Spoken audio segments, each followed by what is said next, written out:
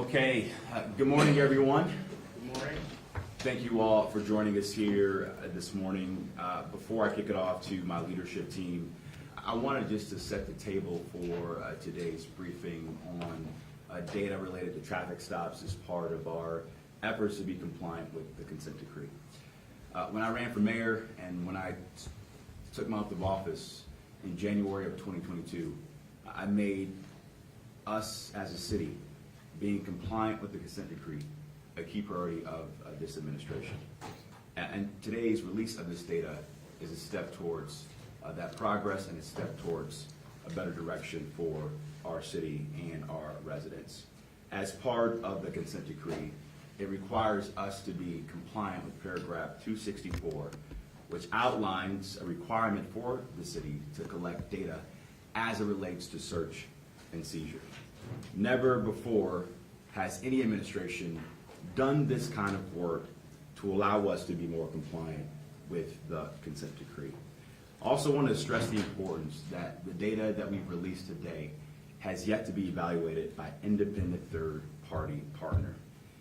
That is still required, and it's required to provide more context to the community in terms of what this data entails. Furthermore, this specific area of search and seizure is just one of 3 areas we're looking at along use of force and the work we're doing around our co-responder model of policing across all 5 police districts. Now, as we all know in this room, and as I know my command staff knows, there are a number of different factors that go into traffic stops. It would not only be unfair, but also unethical for the city as well as the public to jump to conclusions and make rash, premature decisions just based on initial numbers without understanding the full scope and context around this topic, and more importantly, whether or not there are indeed any problems. Reacting too quickly at this juncture can have very severe consequences for the city and the public, and for the men and women who are working very hard in our police department to keep our streets safe and secure. Now, if the independent evaluation and or the monitoring team reveals that there are legitimate issues, the public can be rest assured that we will take corrective actions to address them. And as I said before at the onset of my comments, this level of transparency is unprecedented. The first time the city, alongside the DOJ and the monitoring team, have collected any empirical data since the decree went into effect in 2014. Also want to say this: I believe that we can be pro-public safety, pro-accountability, and pro-justice and equity as it relates to policing in our city. Too often, not just in Cleveland, but across the country, we are seeing 2 camps. You're either pro-police or pro-reform. And I refuse to buy into that mindset. And I know my command staff believes the same thing as well. Here in Cleveland, under my administration, we are both, and have not only displayed that through our investments, but those investments have already produced tangible results in our city. From the work we've done with our RISE investments in the men and women of our police department, from the 50% pay increase, to the $5,000 sign-on bonuses, to the fast-track promotions for recruits, to the fact that we increase pay for current officers by up to 25%. We've also raised the age for folks to join our police department. For the first time in our city's history, we have a dedicated team, our police accountability team, led by Dr. Anderson and her team, all focused on an all-of-government approach so we can be compliant with the consent decree and manage our department as a city without the DOJ overseeing our department. And because of these investments, because of this all-of-government approach with the community working alongside us, we've seen tangible results in our city. Violent crime is down in Cleveland. Homicides down this summer by nearly 40%. Grand theft auto down by 20%. Robberies down by 13%, and overall violent crime down by 13%. Real results, real change. And lastly, before I give it over to Dr. Anderson, we were stuck 3 years ago. We were stuck in terms of our progress when it comes to the consent decree. But already, in just 1 year, under Dr. Anderson's leadership, we've received nearly 50 upgrades from the monitoring team in terms of our compliance with the consent decree. Now, do we have a long way to go? Absolutely. But this administration, with the public support, has made tangible progress. I would also say this: the residents of our city are demanding tough accountability, but also thoughtful, aggressive law enforcement to keep our streets safe and secure. I hear complaints from residents every single day about the important need of traffic enforcement. We talked to members of City Council, they said the same thing. Just several weeks ago, a young boy, 7 years old, killed in a hit and run. We're going to keep our streets safe, but also do it in a constitutionally appropriate way. And I believe, as a black man in this city, not just as the mayor, but as a black man in this city, I know in my heart of hearts that the men and women of this police department wake up every single day recognizing the importance of constitutionally appropriate policing. I know it, I see it every day, and they are doing a fantastic job keeping our streets safe. Dr. Anderson. Thank you, Mayor. Good morning, everyone. My name is Dr. Lee Anderson. I am the Executive Director of the Police Accountability Team. It is a pleasure to be here with you today. I want you to know that this report did not fall out of the sky, okay? Per paragraph 264 of the consent decree, within 90 days of development of the protocol and annually thereafter, CDP will conduct an assessment and issue a report summarizing its investigatory stop, search, and arrest data. That is what we have done. The second part of the paragraph requires us to analyze that data, okay, to make sure that we look at taking steps to correct any problems and build upon successes. We will make this report publicly available, okay? So we are looking to be in compliance with that paragraph. Up until this day, that paragraph has been in non-compliance. We look forward to moving these descriptive statistics to the public so that they can critically engage with them, okay? The other thing that I want to note is everyone is saying, is this data good or bad, right? It has not been analyzed. And one of the things that's important about descriptive statistics is that it's just what it is. It describes the what, not the how or not the why, just what is happening. And that is something that we have to look into to figure out why this is happening. But what we do know is that traffic enforcement is happening and it is being successful. And I will talk about some of those rates in a second. One of the things that I also want to know is that we are looking for additional help to help us assess this data and figure out the why.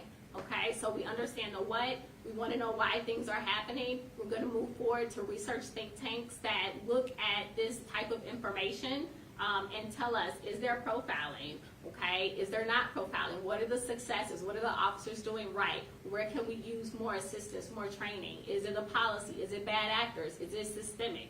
Okay, these are questions that we cannot answer, and it is not ethical to jump to those conclusions at this point with just descriptive data.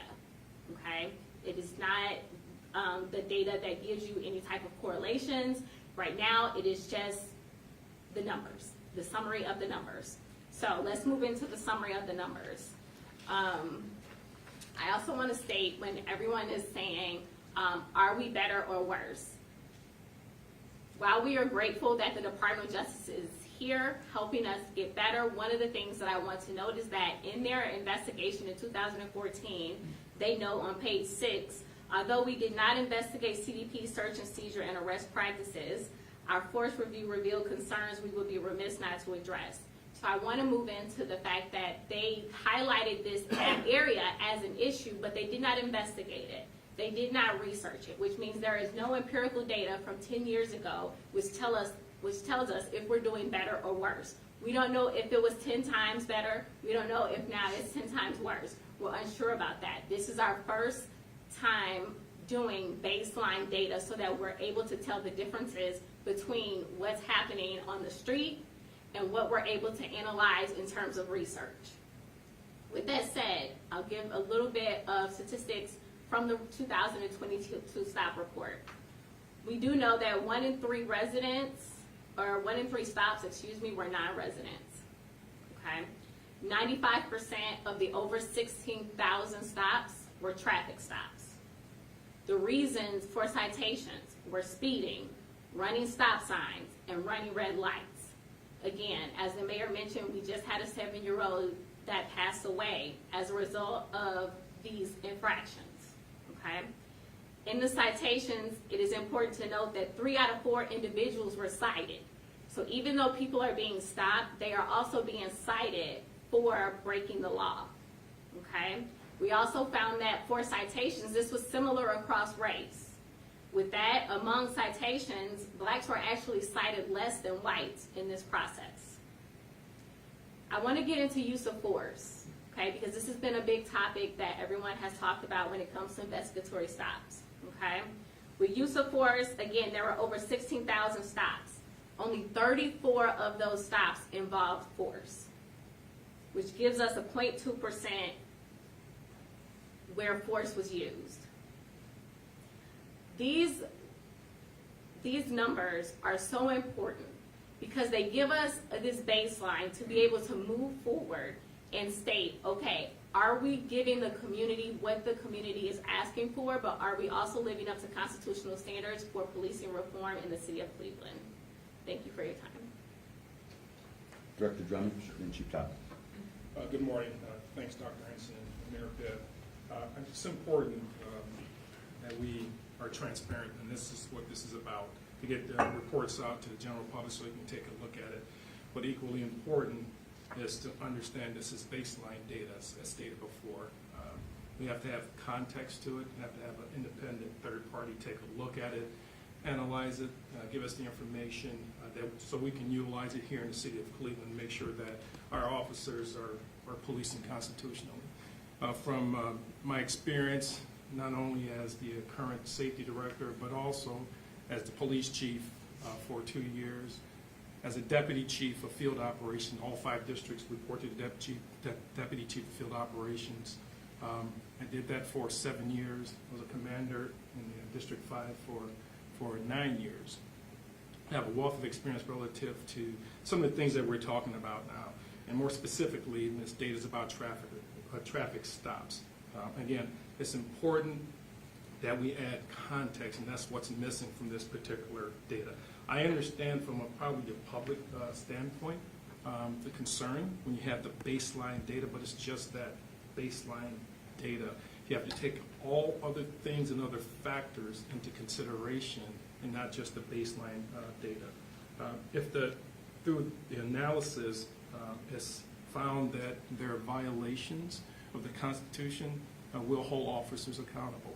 We have here in the city of Cleveland layers on top of layers relative to oversight. Layers on top of layers relative to oversight.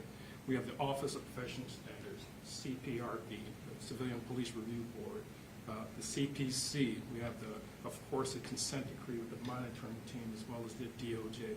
Layers on top of layers to hold officers accountable when they are not constitutionally policing in our community. But just equally as important is when the officers are doing the right thing, and I believe that they are, that we support them. This particular report on the surface, could potentially have a chilling effect. I wanted to be very careful in guarding what I said here today, but it's important that we put it out there as well. The officers read these reports. They look at these reports as well. We asked them, the chief and I and the mayor and so forth, to go out there and provide a safety to our community. We asked them to do that constitutionally, and they are doing it. I believe they're doing it constitutionally and so forth. So when they are doing it out there, my expectation is that we support them, and then those who are not policing constitutionally, we hold them accountable, and we're doing that.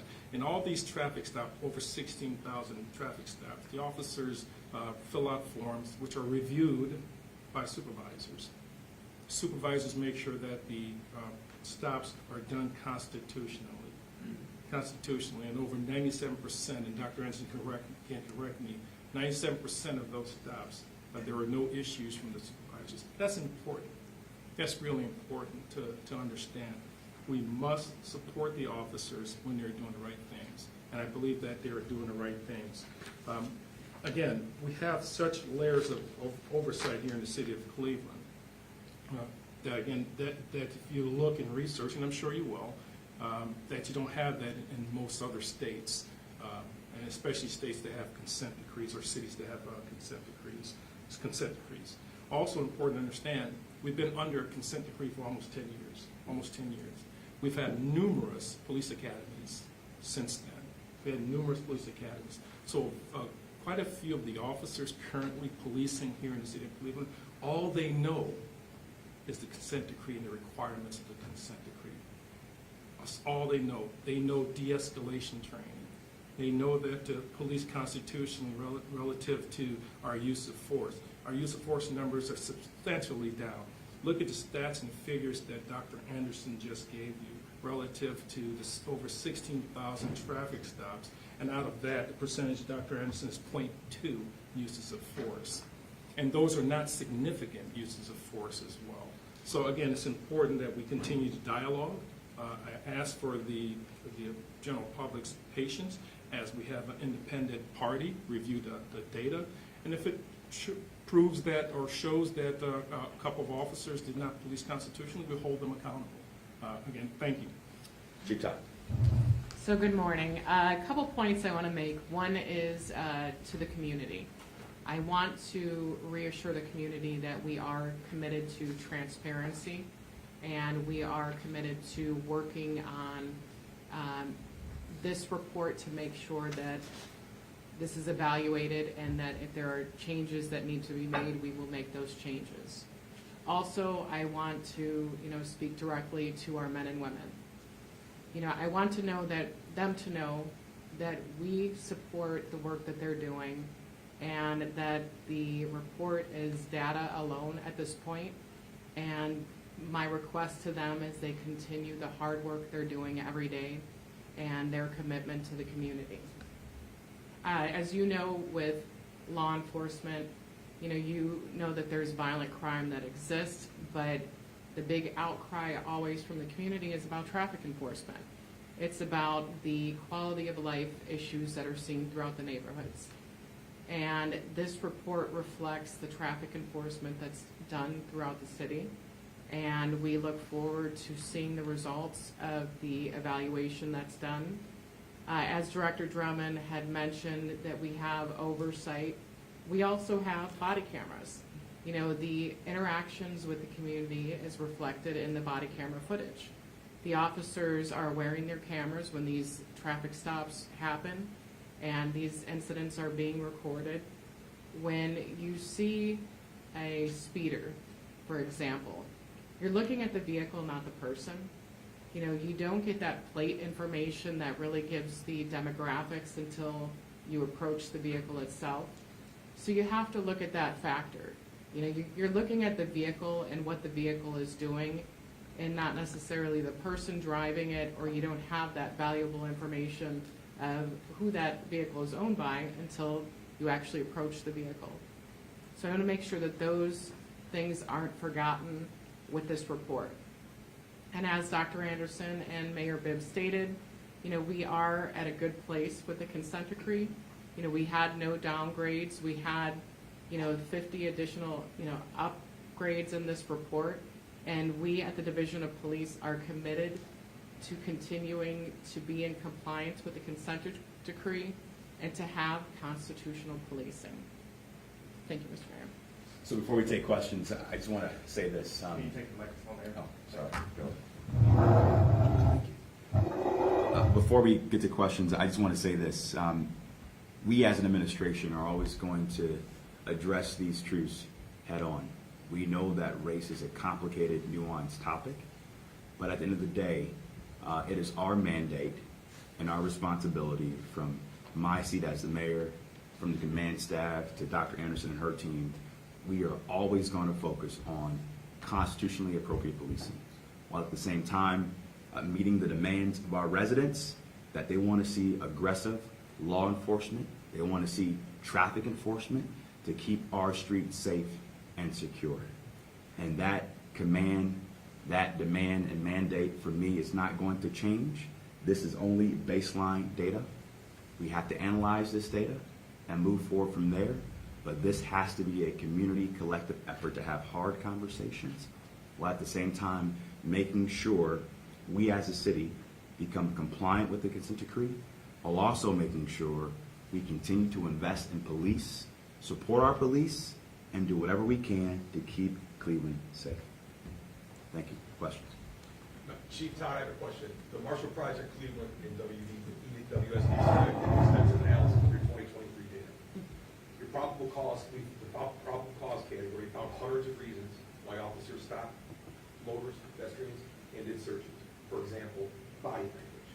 Should Clevelanders be worried about officers using such what seem to be questionable policies or practices like body language to do a search? So I can say that I have not seen your entire report at this time. I wouldn't mislead So, you. I'm sorry? I wouldn't mislead you. That's in your data. Okay, so I don't know that body language is not enough for a traffic stop, so I would have to see what other information is related to that. It wasn't a traffic stop. It was the reason after the stop was made to conduct the search of the individual or the vehicle. Okay, I'm sorry, I misunderstood the question. So if, that could be anything, and that's something that does carry with the body cameras. If the officer's approaching a vehicle and somebody reaches under the seat, is it something they should be concerned about? If they are, trying to hide something in the vehicle, is that something they should be concerned about? So those are things that they are trained in, and it would have to evaluate the actual stop itself and compare the footage and the details of the report to, properly evaluate that. Thank you. I had several questions. I might have missed the first one. When you guys said you guys need to have this looked over by an independent third party, do you guys have a timeline for that, or? Dr. Anderson?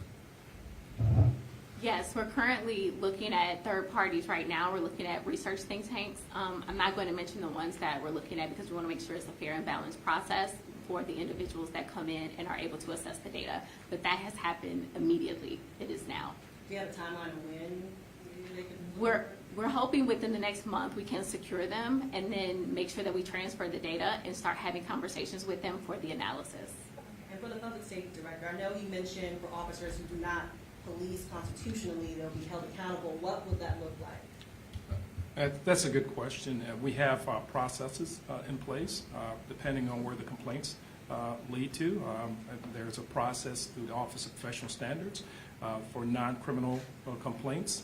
If they're criminal complaints, then they'll be transferred over to Internal Affairs, and they'll follow those particular processes.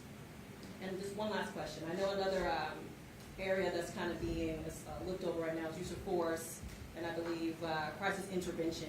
Could we expect any details into that in the future, and how soon? Absolutely. So one of the things that you'll see in the 15th semi-annual report is that out of all of the use of forces, a very, very small number of them were violated policy. Okay, so we already have data on that in the 15th semi-annual report. So we are holding meetings with the monitoring team bi-weekly to talk about uses of force, to talk about with the chief, are there any issues with tactics or things like that, and how we're moving forward to correct those issues. The other piece is that crisis intervention is doing very well. We have given them not only the pilot data, which has been completed, but they're getting ready to start the actual assessment now. We have provided them with all the information that they need for assessment, and crisis intervention is one of the areas that is closest to moving into substantial compliance, and we're very excited about the work that our crisis teams are doing on the street and how that is translating into compliance with the consent decree. Question about the lapse in time. This is the 2022 data set, correct? Yes. Obviously, a lot can change. We're almost in 2025 now. I don't know if this is exactly a proper picture to present. If this is data from 2022 and saying crime is down this summer, a lot can change. So why the delay? Why is it taking so long to get this report out?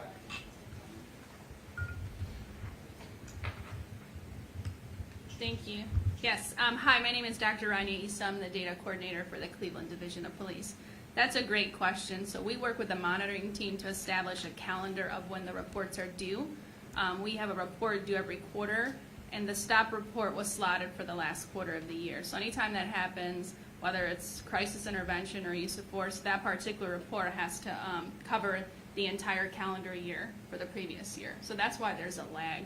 Unfortunately, that was the topic that was slotted. So we could, visit it in the future, but whatever report is slotted for the fourth quarter has to unfortunately, cover information for the calendar year because it's due right at the end of the year. So there's no way for the team to put together an 80-page report before the year is over. I hope that answers your question. I wanted to ask, Dr. Anderson has a follow-up, then we'll get to you, sir.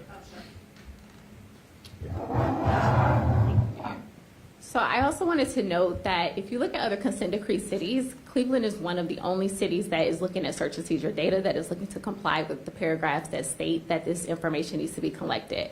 New Orleans is also in an area where their data is also lapsed. So I think you should take a look at their data as well as Baltimore. So this is something that is really typical for consent decree cities, only because of the requirements in the monitoring plan when the dates fall, and then as well as they have to have a full assessment in order to move forward. So for example, crisis intervention, we're looking at 2023 data. Yes, 2023 data, for crisis intervention for this phase. And so we are now just starting to collect this data. The systems were only created to collect it in 2021 for search and seizure. And so now the next thing that we need to do is look at 2022. Then we're already looking at 2023 data. So we're hoping to catch up so there's not a lag, but because of where it's placed at, that's why there is that difference. I did have one follow-up quickly. 3 out of 4 traffic stops did not warrant a citation. Is that standard practice number to No. let people off without, if they were speeding or whatever? It's flipped. So 3 out of 4 people that were stopped are actually cited. Right, so 25% of people who are stopped are not cited. So is that standard practice? Is that appropriate? Is that just officer discretion to let them off without a ticket if they're stopped? That's a very valid question, and it's officer discretion. There are situations, and, I know Dr. Anderson and I talked about it in just my time in law enforcement. There are times that you come across somebody that pulls at your heartstrings and you know the impact of writing that ticket is going to make, and then you make that decision not to go forward with writing the citation. With the demand from the public to enforce traffic, it's like that's a fine line to walk essentially in that case. If there are children. I can tell you that from my personal experiences, when I've done traffic stops and I pulled over a mother with her kids in the car and I knew the impact that would have on her, I couldn't go home at night and know that, that citation is going to suspend her license. It's going to cost her, money she can't afford. So there is, I'm not going to judge someone based on, them making that decision. I wanted to ask, we know that this data is just a spreadsheet. We also know that you agreed that our 2023 data was correct that we used for our report. So why do we need a third-party analysis when the answers seem to be right in front of us? Dr. Anderson, Dr. Eason? Sure. Okay. I'm gonna go first. Yes, I'll go ahead and just go ahead and start to answer that question. That's a really great question. I think for us, there are a lot of complexities in the data that are collected. So for us, we would like to, get some assistance in uncovering really the context. So I know that that's come up. I heard the director mention context. Context matters. So we really would like more information on why individuals were stopped to begin with. When an individual was arrested, we'd like to go ahead and unpack, why there was an arrest. We know by looking at the descriptives that warrants top the list for us. That's very closely tied to searches. So really what I'm trying to point to is there's a lot of context that needs to be unpacked that essentially for us is the next step. So we would like to work closely with that third party to help explain how the data is collected, and there are some nuances. So like you said, you received a spreadsheet, right? We look at that information very closely, and we know that there are factors that are extremely relevant that are collected and that are not collected that help tell the story. So that would be our position as to why we would, ask for some assistance to, help with the context. Thank you. Additionally, I'd like to say that your story did have body cam footage where there was an individual that was speeding, and in the individual noted that they were speeding at the time, the officer did, right? So I just want to note that we're also looking at body camera footage. We need the third parties to look at that body camera footage, right? Were they speeding? Were they not speeding? Was discretion used, right? And so the monitoring team will also be looking at this. So we will have multiple people looking at this, multiple entities, because it's just that important, okay? And so one of the things that I also like to note is that in addition to body camera footage, they will be looking at the stop forms, okay? The stop forms themselves are something that we're looking at to possibly change. We're getting a new CAD and RMS system, and we want to make sure that the stop forms not only indicate what is happening at the stop, but it indicates all of these other factors that could be taken into consideration to make it not just a spreadsheet, but something that we can analyze in-house. Right now, we do not have that capacity because of all these other indicators, and we want to make sure that we get someone in here that can execute it successfully. If I can also add to that, which we didn't mention before, what's really important relative to the oversight. The officers not only have body cameras, but we also have, in all of our frontline vehicles, we have dash cameras. So body cameras, as you know, are right on the officers' bodies and so forth. So the dash cameras will give us the ability to look at the actual probable cause for the stop. Was it actually speeding? Was it a stop sign? So all that, again, we have to analyze going forward. May not have been there for the 22 data, but we have that as well readily available for us to analyze as well. In this report, Dr. Anderson, what are the specific race numbers? I think you said that they were balanced. What are they? Like, what's the breakdown? 25%? Do you have that handy? Yes. I can go ahead and jump in on that. So they were balanced when it came to citations, not overall. So overall, the numbers for the 22 mirror the 23. So it is a 2-to-1. So it's about 66% Black African Americans were stopped to a close 32-33% for whites that were stopped. So they're very close overall. The citations is where they were very similar across race. Okay, considering that that's 2/3 to 1/3 roughly, and blacks are obviously minorities, there's less blacks, more whites. How is that No, balanced? Cleveland's a majority black city. Right, but still, it's still more 66%. So, how is that balanced? What's the? Well, as the doctor mentioned, in terms of citations, it was balanced, right? And at the end of the day, as I said yesterday when I'm talking to Sarah and Mark, I don't care if you're black, white, yellow, purple, green. If you are speeding in our city, running your red light, the men and women of our police department have to have traffic enforcement and execute the law in a constitutionally appropriate way. Bottom line. Mayor, could you elaborate for us on your thinking on how you're balancing these two things? Like, how are you following and abiding by the consent decree while you're also dealing with these new challenges like street takeovers? Nick, it's a great question. It's a challenge, in terms of making sure we support our residents in their call for traffic enforcement and keeping the streets safe. We were doing safety walks all summer. Traffic enforcement was one of the biggest topics that came up. That's why we worked to install nearly 100 speed tables across our city over the last several months. But at the end of the day, we also have a moral responsibility and a constitutional responsibility to enact constitutionally appropriate policing. And I will say this, both the chief and the safety director and the command staff knows this. Since the consent decree, our training has gotten better. We have a brand new generation of officers who understand what being a constitutionally appropriate police officer means in this city because of the consent decree.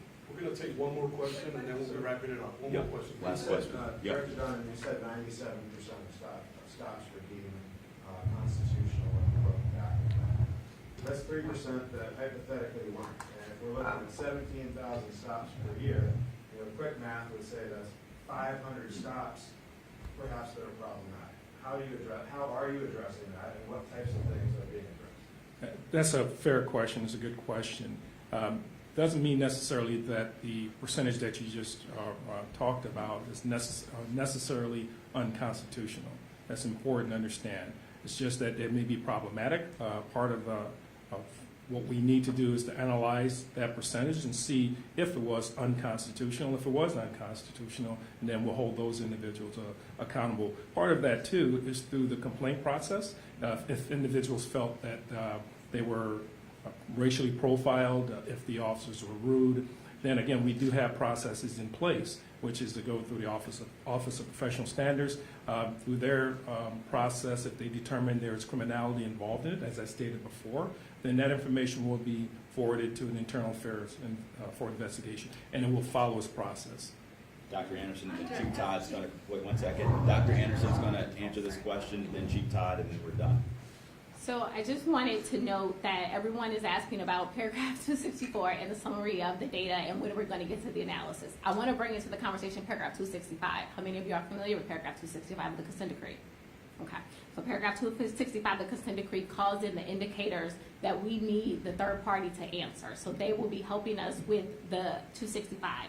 265, within 150 days of development of the protocol and annually thereafter, CDP will conduct an assessment and issue a report of all activities, including use of force, arrest, motor vehicle, and investigatory stops, and misconduct complaints alleging discrimination to determine whether CDP's activities are applied or administered in a way that discriminates against individuals on the basis of race, ethnicity, gender, disability, sexual orientation, or gender identity.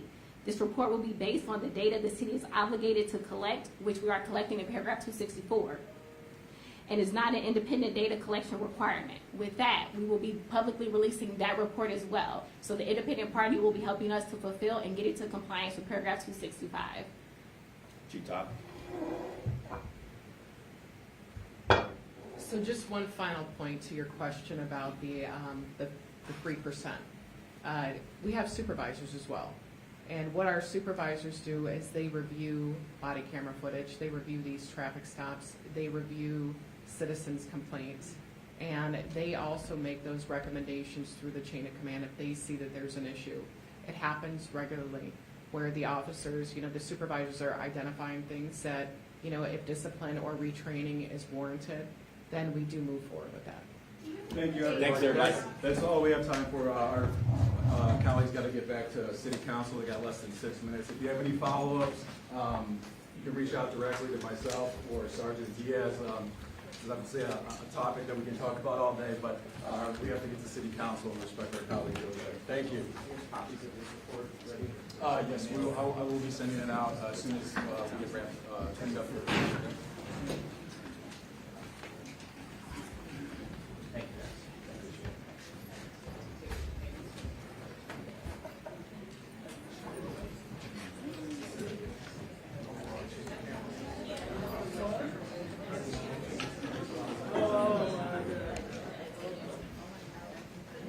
Ready? Good, good. Good to see you. Thank you.